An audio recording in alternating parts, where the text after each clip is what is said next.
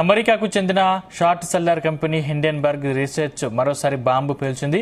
పారిశ్రామిక దిగ్గజం అదానీ గ్రూప్ ఆర్థిక అవకతవకలతో సాక్షాత్తు సెబీ చైర్పర్సన్ మాధవీపూరి బోజ్కు ఆమె భర్త ధవల్ బోజ్కు సంబంధం ఉందని తీవ్ర ఆరోపణలు చేసింది. అందుకే అదానీ ఆర్థిక అవకతవకలపై లోతుగా విచారణ జరిపేందుకు సెబీ పెద్దగా ఆసక్తి చూపడం లేదని అభిప్రాయపడింది.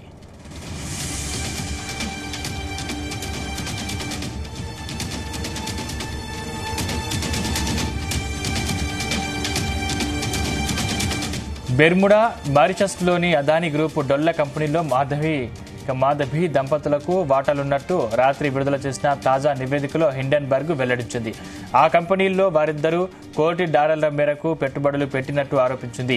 పెట్టుబడులకు భారత్లో ఎన్నో మ్యూచువల్ ఫండ్లు తదితరులుండగా ఏరికోరి పన్ను ఎగవేతిదారుల స్వర్గధామంగా పేరొందిన దేశాల్లో అది అదానీలకు చెందిన డొల్ల కంపెనీల్లోనే పెట్టడం ఇందుకు నిదర్శనమని తెలిపింది. అదానీల ఆర్థిక అవకతవకల్లో ఏకంగా వారే భాగస్వామి కావడంతో లోతైన విచారణ జరిపేందుకు సెబీ వెనకడుగు వేసిందంటోంది.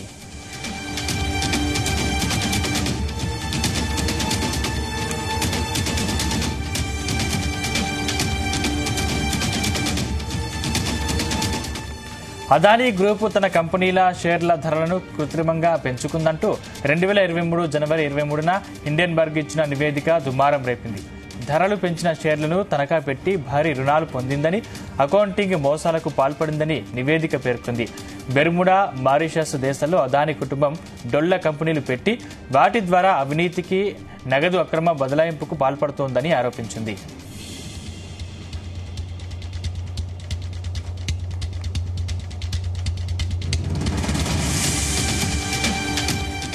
చైర్మన్ గౌతమ్ అదానీ సోదరుడు వినోద్ వీటిని నియంత్రిస్తున్నట్టు పేర్కొంది. ఈ నివేదిక దెబ్బకు అప్పట్లో అదానీ షేర్లు భారీగా పతనమయ్యాయి. దాని సంపద ఏకంగా $150 బిలియన్ మేరకు హరించుకుపోయింది. ఈ ఉదంతం రాజకీయంగా కూడా ఇప్పటికీ జాతీయ స్థాయిలో పెను ప్రకంపనలు సృష్టిస్తూనే ఉంది.